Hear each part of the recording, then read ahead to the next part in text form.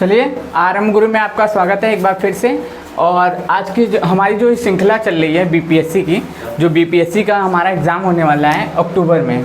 कब होने वाला है? अक्टूबर में एग्ज़ाम होने वाला है। 27 अक्टूबर के आसपास की डेट आ रही है। मे भी 27 अक्टूबर तक हो सकता है, ये कंफर्म डेट नहीं है, लेकिन अक्टूबर में ही होगा। तो हमारी जो आधुनिक भारत के इतिहास की जो श्रृंखला चल रही है, तो ये जो हमारा सेशन चल रहा है ना, ये 2 एग्ज़ाम को टारगेट है। एक है बीपीएससी, एक है बीपीएसआई, यानी कि बिहार दरोगा और बीपीएससी। तो ये 2 एग्ज़ाम को टारगेट करके ये हमारा टॉपिक है। तो सामाजिक धार्मिक सुधार आंदोलन का ये मेरा दूसरा वीडियो है। इसके फर्स्ट पार्ट भी होंगे, आप उसको देख लीजिएगा, फिर इसको देखिएगा, तब आपके लिए ज़्यादा बेनिफिट लाएगा ये वीडियो। चलिए आइए स्टार्ट करते हैं। सबसे पहले आरएम गुरु में आपका स्वागत है। चलिए आइए हम स्टार्ट करते हैं। जैसे कि मैंने आपको पहला वीडियो तो दिया था, किसके ऊपर दिया था? राजा राम मोहन राय के ऊपर, कि राजा राम मोहन राय को राजा की उपाधि किसने दी, उनका जन्म कहाँ हुआ, किस किस समाज की उन्होंने स्थापना की, इन सभी चीज़ों के बारे में मैंने पहले वीडियो में आपको डीपली बताया था, एकदम विस्तार पूर्वक उस पर चर्चा की थी। और उस सेशन को आप देखने के बाद ही इसको देखिएगा, क्योंकि उसका पार्ट 2 है। टोटल कुल मिला के 3 वीडियोज़ आएंगे। आधुनिक इसके जो सामाजिक धार्मिक सुधार आंदोलन के टोटल कुल मिला के 3 वीडियोस आएंगे। और उन तीनों वीडियो से बाहर जो है बीपीएससी में सामाजिक धार्मिक सुधार आंदोलन से क्वेश्चन बाहर नहीं आएंगे। तो चलिए आइए स्टार्ट करते हैं। आज हम लोग बात करेंगे किसके बारे में? स्वामी दयानंद सरस्वती, जिन्होंने क्या कहा था कि वेदों की ओर लौटो। ये क्या कहते थे? हिंदू समाज के सबसे बड़े धार्मिक सुधार आंदोलनों में से एक थे। समाज सुधारक थे जो क्या करते थे, हिंदू समाज में हुई जितनी भी कुरीतियाँ थी उनको दूर करने का उपाय बता रहे थे लोगों को। हिंदू समाज में जो कुरीतियाँ हो गई थी उनको किस तरीके से ख़त्म किया जाए, उसके बारे में लोगों को क्या कर रहे थे, बताने की कोशिश कर रहे थे। तो आइए हम इनके बारे में थोड़ा जानते हैं और इन्होंने क्या क्या किया उनके बारे में भी जानते हैं। देखिए, आर्य समाज, सबसे पहला ही क्वेश्चन बन जाता है कि आर्य समाज की स्थापना किसने की? तो आप क्या कहेंगे? आर्य समाज की स्थापना किसने की थी? स्वामी दयानंद सरस्वती ने की थी। सबसे पहले आप इसका एक स्क्रीनशॉट ले लीजिए, नहीं तो मैं इस पर लिख दूंगा तो आपको ये समझ में नहीं आएगा।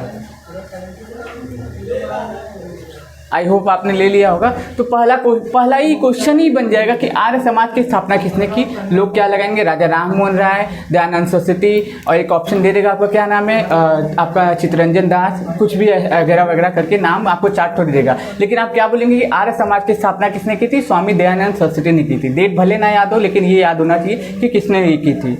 हालांकि जो रेलवे वगैरह एग्जाम होते हैं उसमें डेट भी पूछ लिया जाता है, इसमें डेट का कोई ज़्यादा महत्व नहीं है, लेकिन फिर भी आप याद करते हुए चलिएगा कि आर्य समाज की स्थापना किसने की? स्वामी दयानंद सरस्वती जी के द्वारा हुई। कब हुई? 1824 में हुई थी। इनके बचपन का नाम क्या था? इनके बचपन का नाम था मूल शंकर।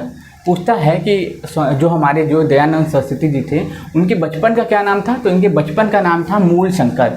पूर्णानंद ने इन्हें दयानंद सरस्वती नाम दिया था। पूर्णानंद द्वारा इनको क्या नाम दिया गया था?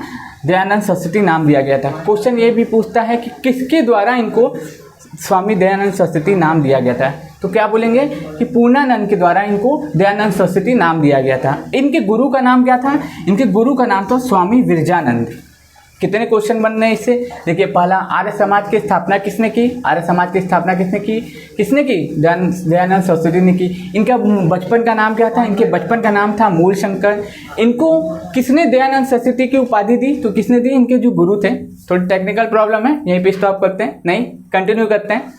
चलिए, इनके बचपन का नाम क्या था? इनके बचपन का नाम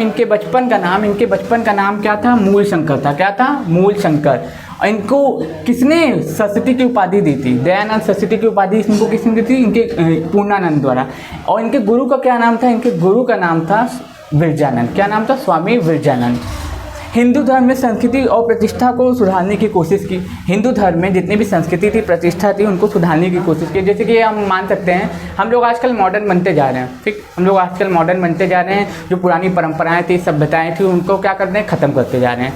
तो इनके कहने का मतलब और हमारे कहने का मतलब ये नहीं है कि क्या नाम है, जो पुरानी कुरीतियाँ थी उनके आधार पे अपने जीवन का निर्वहन करो, लेकिन कुछ ऐसी चीज़ें होती हैं जो पुरानी परंपरा से चली आ रही हैं, उनका पालन करते रहना चाहिए। अब जैसे कि अब शादी विवाह होता है, जो शादी विवाह होता है कोर्ट में भी होता है, चर्च में भी होता है, और हिंदू धर्म में अगर आप हिंदू हैं तो आपका कहाँ होगा? मंदिर में होगा, 7 फेरे के द्वारा होगा।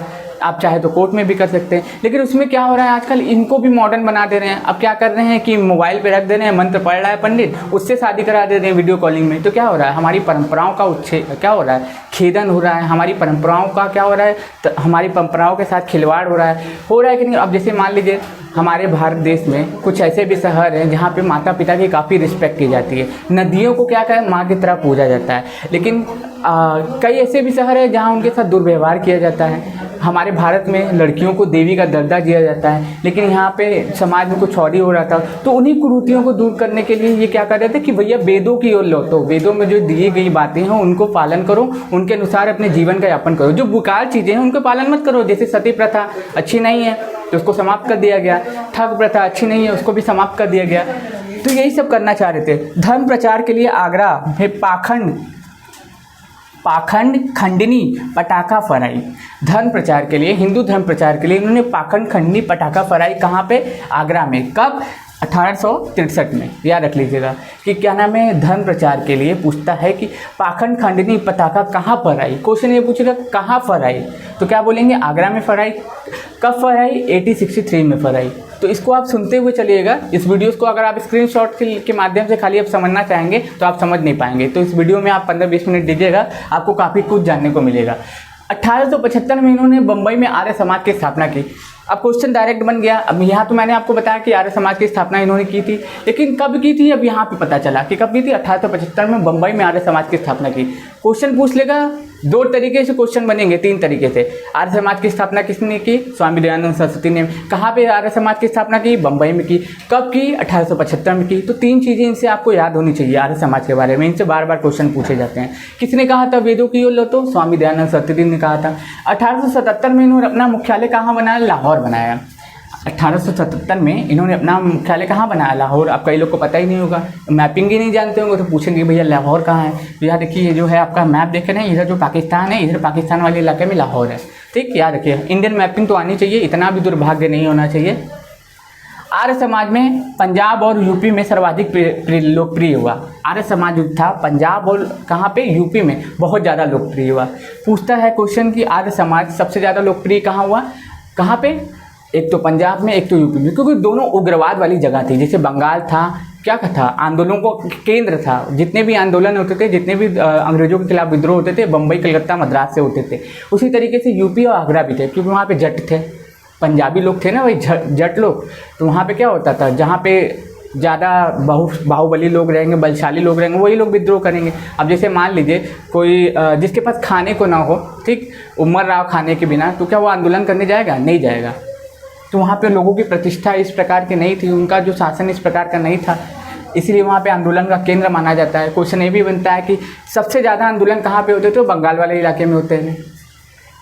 छुआछूत और जाति प्रथा व्यवस्था पर प्रहार किया, कि भैया बोला कि हम जितने भी लोग हैं सब क्या है, हिंदू है, मुस्लिम है, सिख, ईसाई है, वो किसी भी धर्म के हो, सब में भगवान के बच्चे हैं। वो क्या करने, उनके साथ कोई भी भेदभाव नहीं करना चाहिए। होता क्या है, अभी भी देखते हैं आपकी ST/SC कैटेगरी के साथ, और इनके साथ काफ़ी ज़्यादा भेदभाव होता है। हमारे घर में, हमारे गली में जो झाड़ू लगाने वाला व्यक्ति आता है, उसके साथ काफ़ी दुर्व्यवहार किया जाता है। अगर आप वो आपके घर में पानी पीने भी आता है तो आप उसको अलग गिलास में पानी पीते हैं, फिर उस गिलास को किनारे फेंक देते हैं, उसका इस्तेमाल नहीं करते। तो ये क्या एक तरीके का छुआछूत ही है ना। तो हम लोग के आर्टिकल में लिखा हुआ है कि छुआछूत का अंत होना चाहिए। किस में लिखा हुआ है, अस्पष्टता का अंत। अगर आप पढ़े होंगे आर्टिकल, तो आर्टिकल नंबर 17 में, आर्टिकल नंबर 17 में लिखा हुआ है छुआछूत का अंत। तो उस पर भी प्रहार किया इन्होंने। क्या किया कि छुआछूत का अंत होना चाहिए। 10 सिद्धांतों की व्यवस्था स्थापित की। 1874 में सत्यार्थ प्रकाश एक पुस्तक, एक क्या था, एक अखबार था, उसका प्रकाशन किया। सत्यार्थ प्रकाश एक अखबार था, उसका प्रकाशन किया किसने, हमारे स्वामी दयानंद सरस्वती जी ने। धर्म परिवर्तन को बचाने के लिए शुद्ध आलोचना की कि धर्म परिवर्तन, अंग्रेज क्या कर रहे थे, जबरन हम लोग का धर्म परिवर्तन कर रहे थे। क्या कर रहे थे, ज़बरदस्ती हम लोग को ईसाई बनवा रहे थे, ज़बरदस्ती। या तो क्या नाम है, इसीलिए उसको रोकने के लिए इन्होंने कई उपाय किए। किसने, स्वामी दयानंद सरस्वती ने। इन्होंने हिंदी को राष्ट्रभाषा स्वीकारा। हालांकि हम लोग बोलते हिंदी राजभाषा है, राष्ट्रभाषा तो है नहीं, लेकिन आर्टिकल नंबर 343 में हिंदी हमारी क्या है, राजभाषा है। राष्ट्रभाषा लिखा हुआ है, राजभाषा भी बोल सकते हैं, राष्ट्रभाषा भी बोल सकते हैं। लिपि क्या है, देवनागरी है, देवनागरी। आर्टिकल नंबर 343 में अगर आप आर्टिकल्स पढ़ते होंगे तो इनको कनेक्ट करके चलिएगा। पूछेगा हिंदी को राष्ट्रभाषा स्वीकारा, हिंदी को राष्ट्रभाषा स्वीकारा तो मतलब अब सबसे पहले क्या जाएंगे कि हिंदी कौन से आर्टिकल में है, हिंदी का राष्ट्रभाषा स्वीकारा गया वो किस आर्टिकल में, तो 343 में है। उसमें लिपि कौन सी है, देवनागरी है। इसको आप इससे कनेक्ट करते हुए पढ़िएगा, आपको आसानी होगी। गौ रक्षा समिति का गठन किया। गौ रक्षा समिति मतलब क्या होता था, गौ की बलि दी जाती थी। गाय की, जो हिंदू धर्म में सबसे पवित्र अगर किसी को माना जाता है, किसी को देवी के रूप में पूजा जाता है तो गौ माता को पूजा जाता है। तो गौ सुरक्षा समिति की स्थापना किसने की, स्वामी दयानंद सरस्वती ने की थी। 1886 में लाहौर के डीएवी में लाला हंसराज द्वारा क्या की गई थी, गौ रक्षा समिति की स्थापना की गई थी। 1902 में गुरुकुल हरिद्वार में इसकी स्थापना की गई थी। किसके द्वारा, पूछेगा कि गुरुकुल विश्वविद्यालय की स्थापना हरिद्वार में किसके द्वारा की गई, तो किसके द्वारा की गई, स्वामी सहजानंद सरस्वती एवं मुंशी राम द्वारा। ये भी उन्हीं के समर्थक थे। 1907 में इन्हें भारतीय शांति का जनक कहा। किसने, वैलेंटाइन ने। हाँ, ये तो नाम आप कभी नहीं भूलेंगे, वैलेंटाइन को। ठीक, तो इनको क्या नाम, 1907 में इन्हें भारतीय शांति का जनक कहा। ये जो वैलेंटाइन थे, एक अंग्रेज थे, इन्होंने क्या कहा कि स्वामी जो दयानंद सरस्वती हैं वो क्या है, भारतीय शांति के जनक है। कुछ ना कुछ करते ही रहते हैं, कभी प्रकाशन के माध्यम से, कभी समितियों के माध्यम से, कभी अपने लोगों के माध्यम से हिंदू धर्म को बचाने की कोशिश कर रहे थे। हिंदू धर्म में जितने भी वेदों के अनुसार जो कलाएँ थी, हिंदू धर्म में जितनी भी परंपराएँ थी, उनको बचाने की कोशिश कर रहे थे। कौन, स्वामी दयानंद सरस्वती। तो किसने कहा था इनको भारतीय शांति का जनक, तो वैलेंटाइन सिरोल ने। किसने, वैलेंटाइन सिरोल ने। आर्य समाज को क्या करने को, समाप्त करने के बारे में भी ये कह रहा था, लेकिन किया नहीं गया। अब इनके बाद हमारे जो अगले धार्मिक सुधार आंदोलन के जो हमारे प्रवक्ता आते हैं, जो हमारे समाज सुधारक आते हैं, उनका नाम रहता है स्वामी विवेकानंद। स्वामी विवेकानंद, आप इनके बारे में 100% जानते होंगे। स्वामी विवेकानंद के बारे में, जिन्होंने विश्व धम्म सम्मेलन शिकागो में पार्टिसिपेट किया। मेरे प्यारे भाइयों बहनों टाइप का वर्ड कह के उन्होंने स्टार्ट किया था। लेडीज़ एंड जेंटलमैन, उन्हीं का दिया हुआ। इन्होंने, स्वामी विवेकानंद 1862 से 1902 तक इनका कार्यभार रहा, मतलब जन्म हुआ और 1902 में मृत्यु हो गई। इन्होंने क्या की थी, रामकृष्ण मिशन की स्थापना की थी। इन्होंने रामकृष्ण मिशन की स्थापना की थी। किसने, रामकृष्ण मिशन की स्थापना की थी। किसने की थी, स्वामी विवेकानंद ने की थी। इनके गुरु का क्या नाम था, इनके गुरु का नाम था रामकृष्ण परमहंस। रामकृष्ण परमहंस। स्वामी विवेकानंद ने सबसे पहले किया क्या, स्वामी विवेकानंद जी द्वारा रामकृष्ण मिशन की स्थापना की गई। रामकृष्ण मिशन की स्थापना की गई। रामकृष्ण मिशन की स्थापना की गई किसके द्वारा, स्वामी विवेकानंद द्वारा। इनके गुरु का क्या नाम था, इन्हीं के नाम पे है, रामकृष्ण परमहंस। रामकृष्ण परमहंस के नाम पर ही रामकृष्ण मिशन की स्थापना की थी। किसने, स्वामी विवेकानंद में इनके गुरु थे। इनके बचपन का नाम, जो स्वामी विवेकानंद थे, इनके बचपन का नाम क्या था, स्वामी विवेकानंद जी जो थे उनके बचपन का नाम क्या था, नरेंद्र दत्त। नरेंद्र दत्त, नरेंद्र दत्त, संजय दत्त नहीं, नरेंद्र दत्त याद रखिएगा। संजय दत्त मत याद कर लीजिएगा, नरेंद्र दत्त की जगह कई लोग कंफ्यूज हो जाते हैं, पता चला वहाँ पे संजय दत्त पे टिक लगा दिए या फिर लिख दिए आंसर राइटिंग में। तो क्या नाम था इनके बचपन का, नरेंद्र दत्त। संजय दत्त नहीं, बार बार मैं बोल रहा हूँ। तो क्या नाम है इनके बचपन का नाम क्या था, नरेंद्र दत्त। खेतड़ी के राजा ने इन्हें क्या दी थी, स्वामी विवेकानंद नाम दिया था। खेतड़ी के जो राजा थे उन्होंने क्या नाम दिया था इनको, स्वामी विवेकानंद नाम दिया था। आप कभी कभी अगर आप कभी कभी कोई बुक वगैरह पढ़ते होंगे, आपको भारत के इतिहास के बारे में नहीं सही से पता नहीं चलता है। तो कई लेखकों का और कई क्रांतिकारियों का कहना था उस समय, अभी भी कहना है कि अगर आपको भारत को जानना है तो आप विवेकानंद जी को पढ़िए। वो आपको भारत के बारे में सबसे अच्छा बता देंगे कि अगर आपको भारत के बारे में कुछ भी जानना है, भारत के बारे में पूरी कहानी जाननी है, भारत के पूरे भ्रमण के बारे में जानना है, तो आप किसको पढ़िए, स्वामी विवेकानंद जी को पढ़िए। ठीक, तो चलिए इसको कंटिन्यू करते हैं। इनके बचपन का नाम नरेंद्र दत्त था। खेतड़ी के राजा ने इन्हें स्वामी विवेकानंद नाम दिया था। खेतड़ी के राजा ने इन्हें स्वामी विवेकानंद नाम दिया था। 1893 में इन्होंने विश्व धम्म सम्मेलन शिकागो में पार्टिसिपेट किया था। वही जहाँ पे गए थे वहाँ पे लेडीज़ एंड जेंटलमैन नाम दिया था। तो 1893 में इन्होंने क्या किया था, विश्व धम्म सम्मेलन में पार्टिसिपेट किया। कहाँ पे, शिकागो में।